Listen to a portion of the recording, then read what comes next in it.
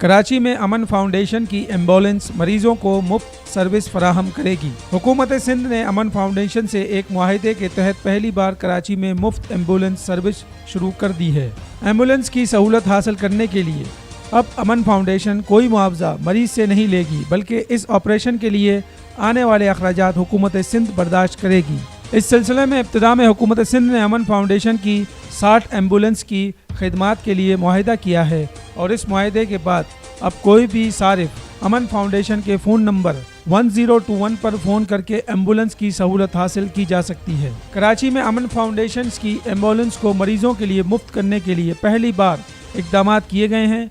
आलमी इदारा सेहत के मुताबिक हर 1 लाख अफराद पर एक एम्बुलेंस लाजमी होती है, मगर कराची की आबादी के लिहाज से सूरत हाल मुख्तलिफ है। कराची में हर 3 लाख अफराद पर एक एम्बुलेंस की सहूलत मुयस्सर है।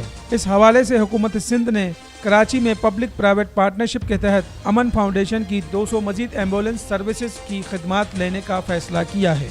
इब्तदाई तौर पर 60 एम्बुलेंस चलाई जाएंगी। बाद हज़ार रवा साल के अख्ताम तक कराची में मजीद 140 एम्बुलेंस चलाई जाएंगी। तिजारत न्यूज़ को यूट्यूब पर सब्सक्राइब और लाइक कीजिए। इसके साथ साथ बेल आइकन को भी लाजमी क्लिक कीजिए ताकि आप तक पहुंच सकें हमारी तमाम मुनफरिद खबरें जो आप देखना चाहते हैं।